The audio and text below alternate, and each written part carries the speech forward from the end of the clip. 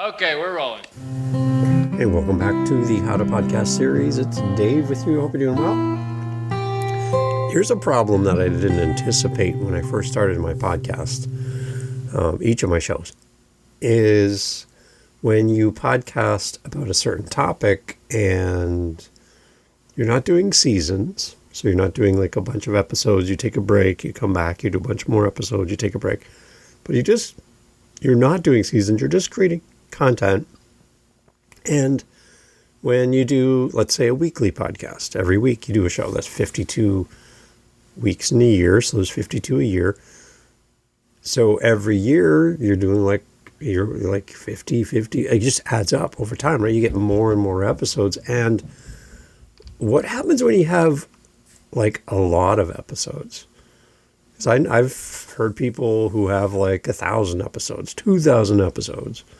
This show right now, I'm at episode 603. Like, you get this wall of content, and to you kind of lose sight of how many episodes you have, and you probably don't even remember what you said back on episode 2 or 10 or 15 or 38. You don't remember. unless somebody brings it to your attention or you go searching, you've moved on as a creator. You're just creating the next episode, and you're just in this cycle of content creation. And that's what's happening for me. This year alone will be 365 episodes of the show. So that's more than people will do in several years is happening in 1 year just for the show. So as you create content, you create this library of content. And when somebody new walks in the room for the first time who hasn't been here before, all they see is a wall of content, and it seems insurmountable. It seems like, where do I even start? So some people will come to the show. If this is your first time here, welcome. They'll come to the show, listen to this episode, and then listen into the future. But very rarely do people go back and listen to everything, like the original episodes where the show started.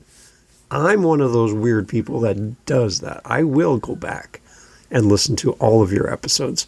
It keeps me company at work, and I want to see your journey. I want to see you grow. I want to see you change. I want to hear you change your mind about something.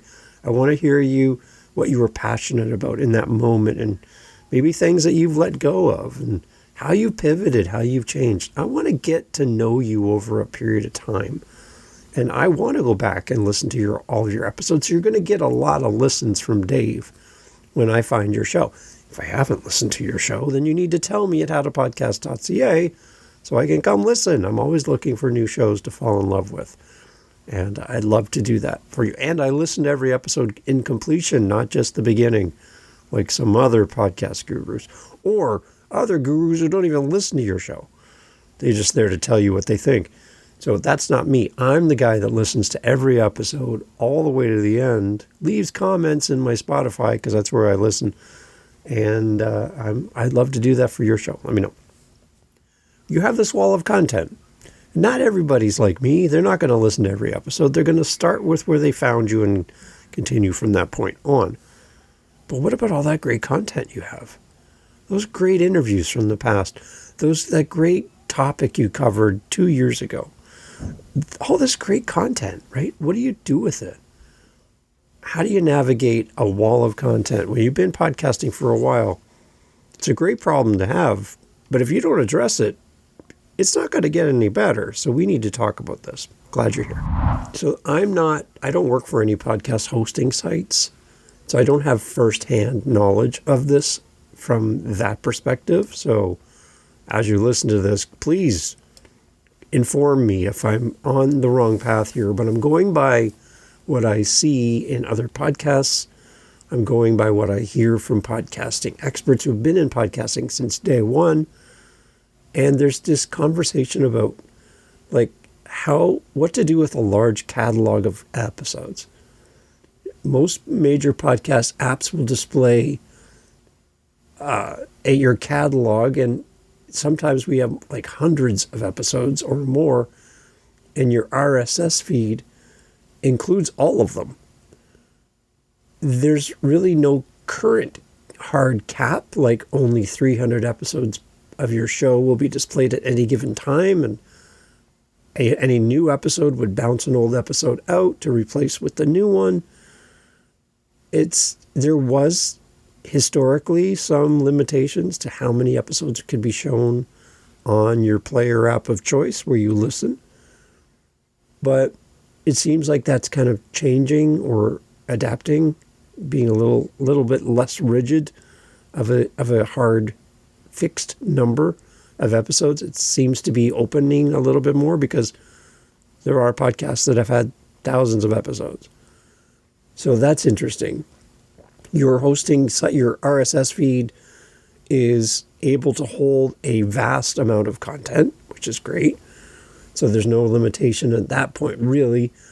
What could limit your amount of episodes showing on any app is there could be a setting in your hosting site, wherever you host your podcast, as far as any limits. So you can, depending on your hosting site, there might be a way for you to turn only certain episodes, make them live, or you can impose your own limits to what you want to host on your hosting site. So just keep that in mind. The one thing I think historically was when there was a lot of episodes, the apps would struggle to load them all to make them available to you. Now, if you think of it from a logical perspective, if you've been listening to a podcast for a while and you've marked episodes as complete, or listened to the end of the episode and automatically marked it as complete, really the app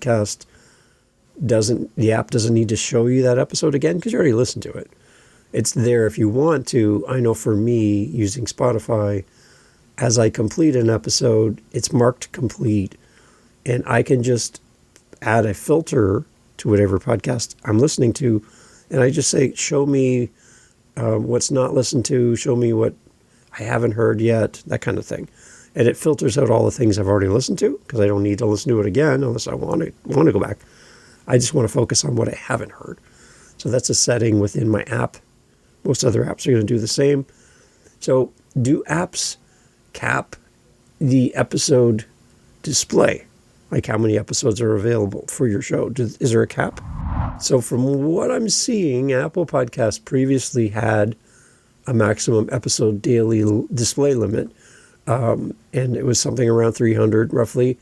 But that limit has been removed as far as I can see. And you can now set the total number of episodes to any number in your feed. Some listening apps give listeners their own episode limit settings, like keep only the last 10 or the last 30 days, that kind of setting, which could affect what they see and what is downloaded. But those are kind of user preferences, not set by the app itself. So not really a cap on your catalog. Many hosts default the RSS feed to smaller numbers, often around 100 episodes, and require you to raise the limit so all back episodes are exposed to the apps.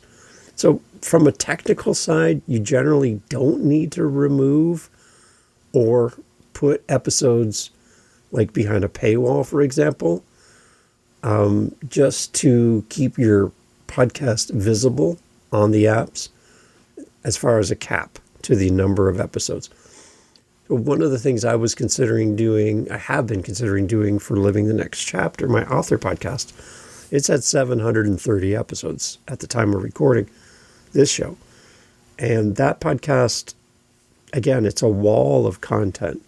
So I was thinking about maybe putting the first 200 episodes, so episode 1 all the way to episode 200 or episode 300, like the first 200 to 300 episodes, putting them behind a paywall, like $5 a month or something, and you'd have access to the archived older episodes of the show.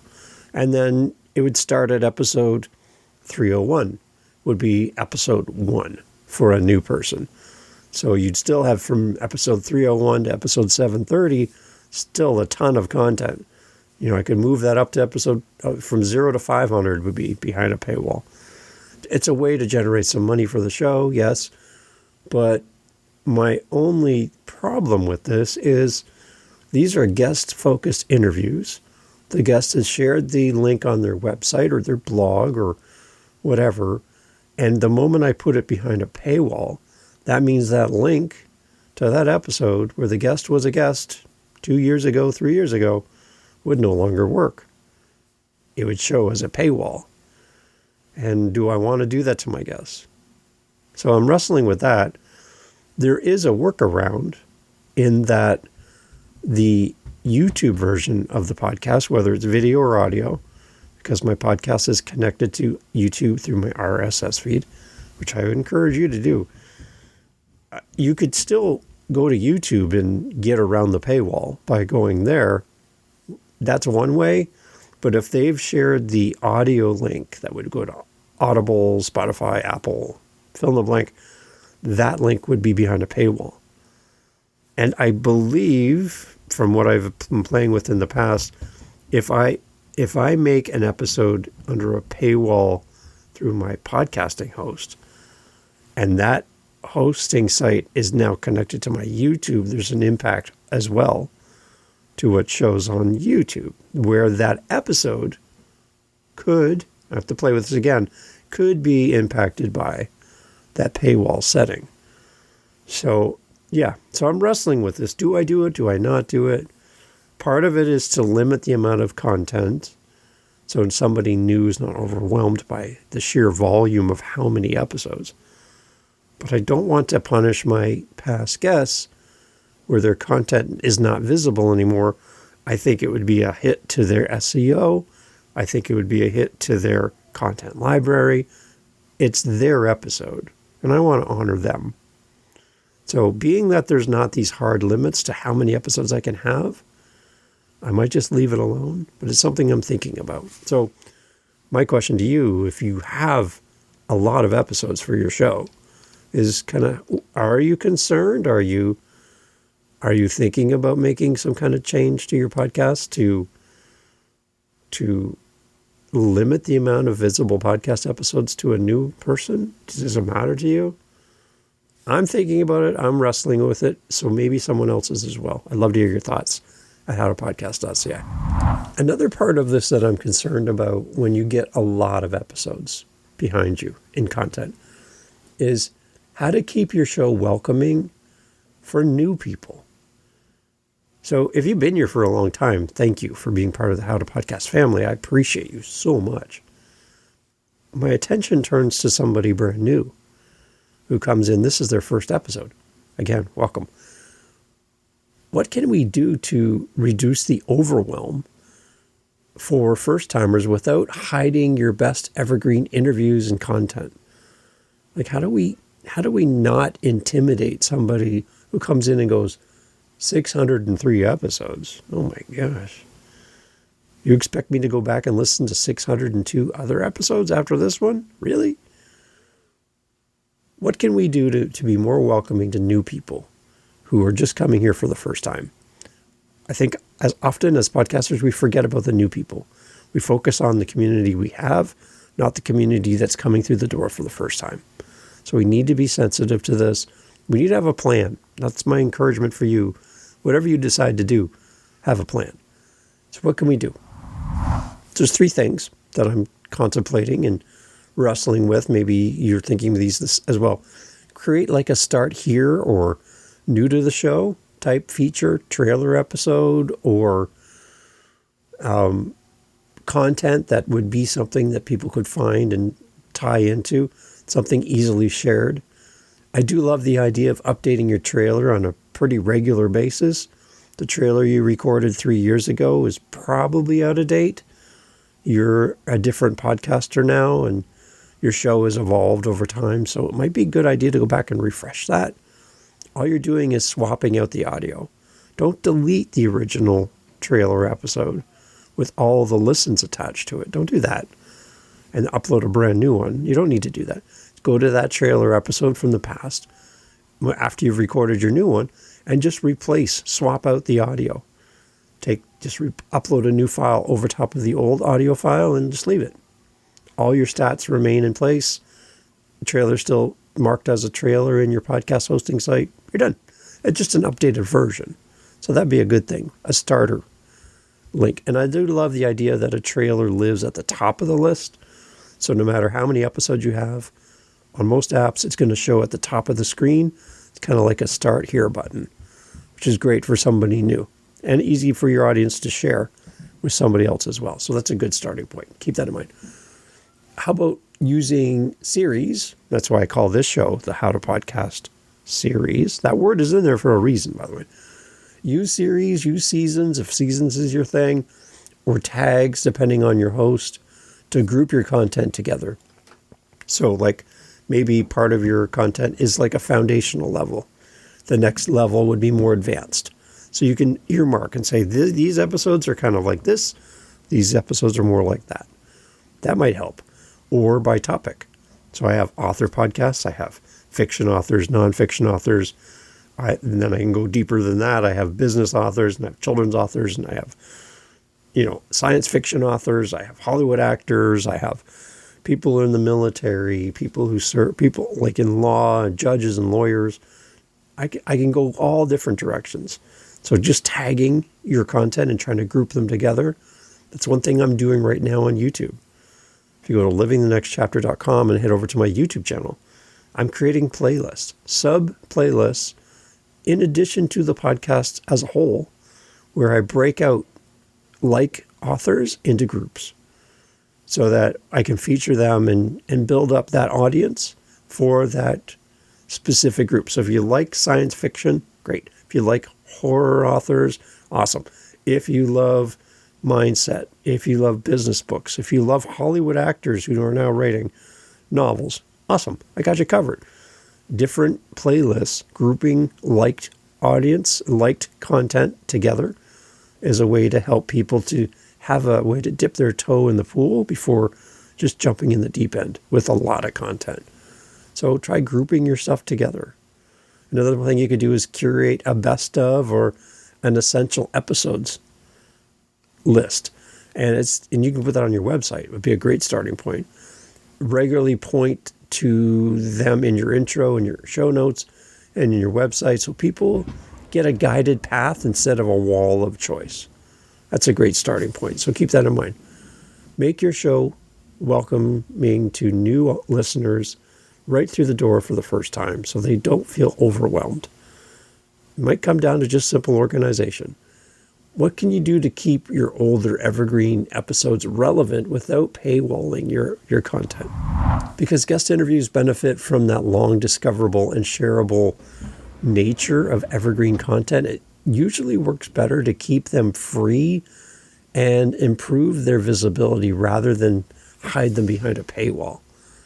Simple things like going back and re-looking at your titles for your past episodes. It's been a long time since you titled that episode. It might need some sprucing up a little bit. Maybe how you titled them before didn't work. Maybe you can do it a different way. You know things now. You've had feedback. You've tried things. Maybe it's time to go back and relook at old episodes and give them some new life just by updating the title. Again, you're not deleting the episode and uploading a new one. You're just going into the edit feature on your hosting site to that episode, going to the title line, giving it a little bit more. So if you only use 3 words for your words for an old episode, and now you know better that you want to do a better title description with more search-friendly words within the title, then do that. Go refresh your old titles and your episode descriptions. Give them some more life so that the episode is still relevant and that everything in there will bring more people to the episode. More search-friendly and more problem-oriented, right? Answering questions being the result that people are looking for. It might help them to show up better on both the app and on the web search, just by working with the titles. And then build a library or episode guide. We talked about on a page on your website where you can embed players that organize past episodes by topic and guests and any level you wish. That's going to be helpful as well. It'll help Google to understand your content. One thing I've realized over the years is that when Google struggles to figure out what your show's about, they don't know where to put you. Like they don't know who to show you to. When it's clear that you're an accounting podcast and you help small businesses, and that's what you do episode to episode every time, great. Google knows what to do with you. But if you're all over the place, like my author podcast, I talk to every type of author, and it's very hard for Google to pinpoint what is this show really about. So grouping things together allows the group itself of those grouped episodes to perform better than just a big wall of content. So keep that in mind. You might want to do something to group your stuff together. It gives Google and other search engines and AI a chance to find your stuff better. And then also make sure you resurface your evergreen episodes in your feed with encore or from the archive episodes. Maybe a new little short intro, and republishing your interviews is great. If you don't want to redo the episode completely, then use my trick of going into past content, updating the release date to yesterday, whatever today is, yesterday, which would bring an old episode from deep in the bowels of your content library up to the more recent ones. I do this all the time, and it works really, really well. I'm not uploading a new episode. I'm not deleting the old episode. None of that. Just going into the date range for that episode and just editing the date to yesterday. If I edit it to today or tomorrow, it's going to flag it as a new release, which it's not. But yesterday is fine. And it just brings an old episode to the top of the list. Somebody new comes into my world. They see all my newest numbered episodes current for today. And here's this one or two from the past just sitting there. It's like, oh, I'd be interested in that. It's a great way to bring old episodes back to life. So keep that in mind. Resurface those older episodes. If you still want to experiment with a paywall, then you need to consider a few things. We could do things like that doesn't really harm or impact our regular content by doing bonus content, after shows, extended cuts, ad-free versions, Q&As, one-on-one with you as the host when you always have a guest, something different, right? And this could be paid content, and it keeps the original guest interviews free, so your guests continue to benefit from the organic discovery of their episode, of them being a guest with your show, and you build new content in addition to what your podcast has done in the past, and you do that under a paywall. That's one way to create some income for your show, give your audience more content, if you can commit to this. Signing up to do this, and you don't have enough time to do your podcast as it is going to be a big ask. So only if you have time to do this, bonus content might be a great idea. And then you can also maybe bundle your archives for superfans.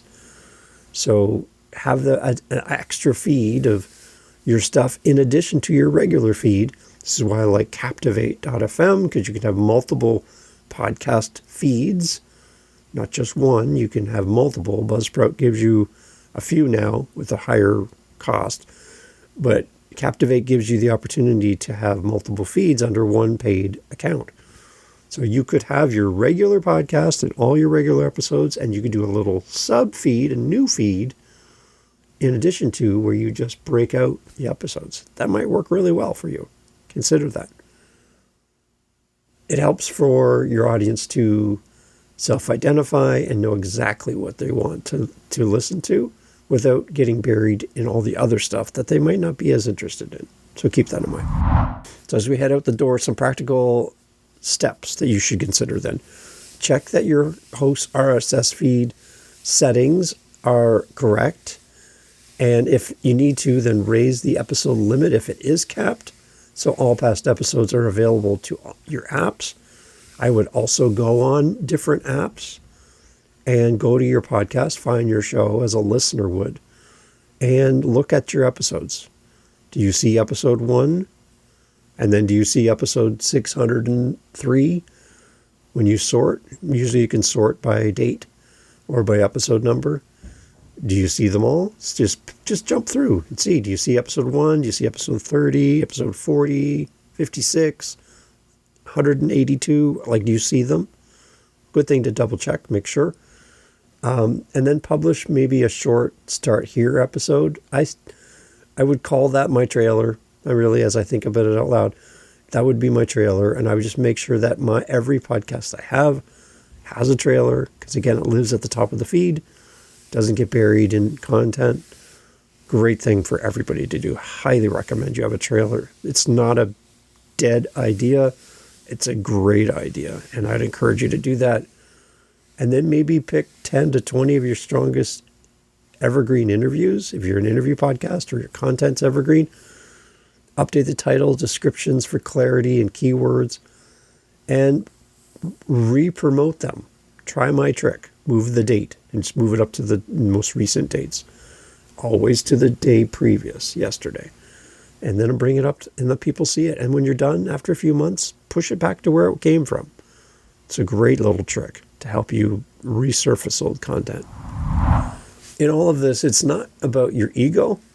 The fact that you have 603 episodes, congratulations. That's a lot.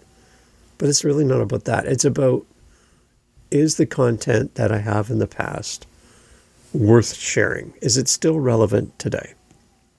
If it's not, then you can just leave it where it is and move forward. It's fine. You don't have to go in and delete your old episodes. You're not going to run out of room where your podcast hosting site's going to knock on your door and say, hey, you got too many episodes. Get rid of 300 episodes right now. So you're not going to have that knock on the door, which is good. But if your content is out of date, let's say, for example, you interviewed somebody who has a website that helps you do the thing. And now that person's gone. They don't have that anymore. That service is not available. And it's like you're sending people to the wrong place and there's nothing there. Does it have value? Can you do something with that episode? Maybe there's something you can do to it.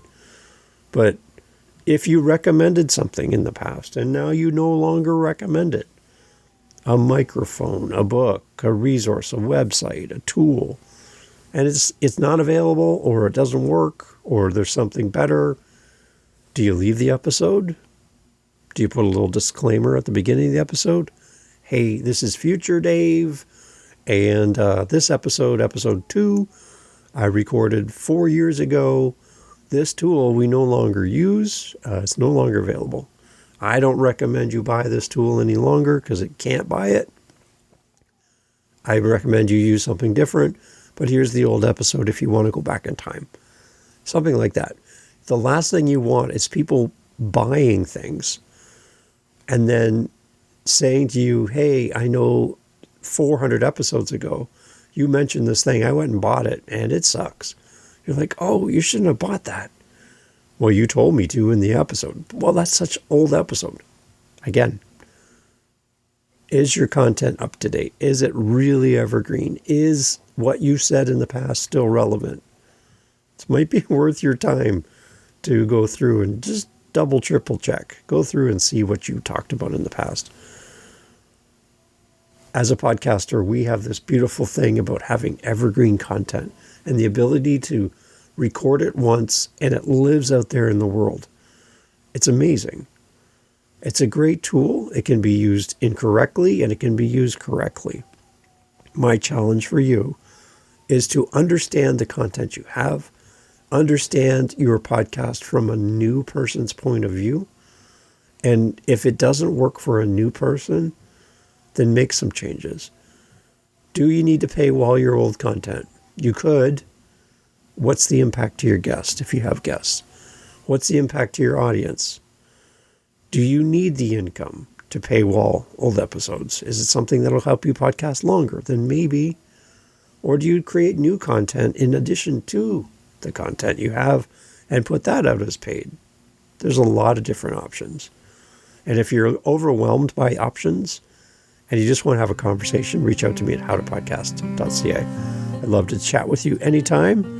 And let's see what we can come up with together, because I'm sure there's an answer that's going to work best for you.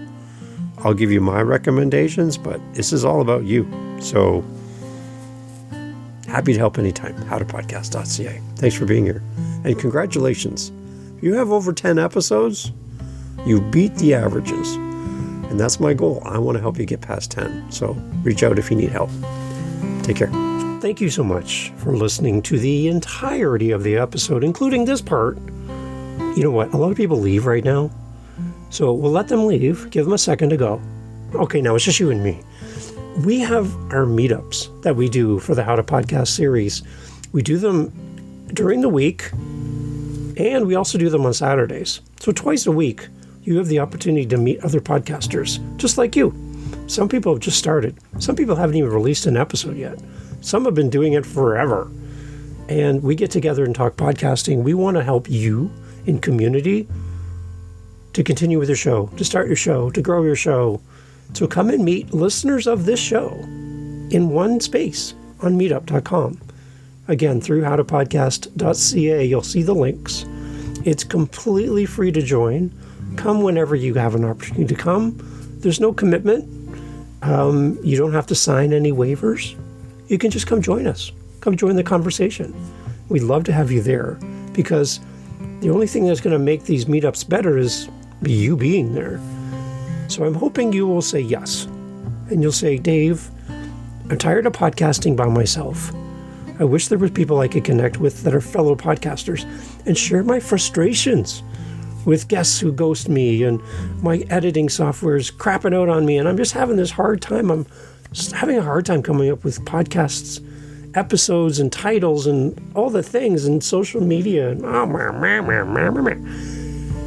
wouldn't it be great to get in a room with other podcasters and share best practices and learn? 3 of our 4 Saturdays every month are themed. So you have a topic, but that last Saturday of every month is open question and answer. Ask anything. Come meet a podcaster. Come enjoy the podcasting community through howtopodcast.ca. Come to our meetups. Can't wait to see you there. You're still here? Awesome. Great. So here's a question I got. Somebody was saying, I want an interview-based podcast. I want to talk to people, thought leaders, influential people in my space. But I don't think I can commit to doing a weekly episode, which I really want to do, and doing 52 interviews. It's a lot. It's a lot of interviews. What's my options? So my response was, well, let's talk through this. First, you could do every second week. You could do 2 a month instead of one a week. That's one option. Cut your work in half. But this person really wanted to have a weekly podcast. They felt compelled that that's how they wanted to show up. So an alternative was, and I've talked about this on the show in the past, but in case you haven't heard that before, when you record with your guest, record your interview, and then when you're done, your guest leaves. However you're recording, I use Zoom. So they leave my Zoom recording, and it's just me. I'm still set up. Like, my mic is on, my recording software is in front of me, my guest is gone. Thank you for being here. They're gone. And while I'm here in this moment, instead of shutting everything down, what I'm going to do is just from my memory of what just happened with my guest, I'm going to record my reflection episode on what just happened. And I'm not doing it like weeks later and trying to remember. I'm doing it in the moment. So my guest just left like a minute ago. I turn on my recording software. I'm using Audacity. I hit turn on Audacity. I create a new session in Audacity, and I hit record. And I just talk about the guest I just had. And I just capture my thoughts and reflect on what just happened, because it just happened. It's right there, fresh in my mind. And I just talk about it. It could be like 2 minutes, 5 minutes, 10 minutes.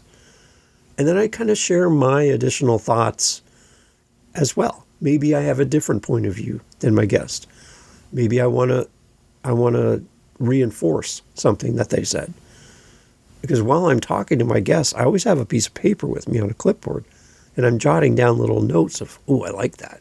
Those are how I pick my moments to highlight. Instead of giving some AI tool permission to do it for me, I have a pen and piece of paper. I can do that myself. So these moments stand out for me. They said this. They recommended this book. They did that.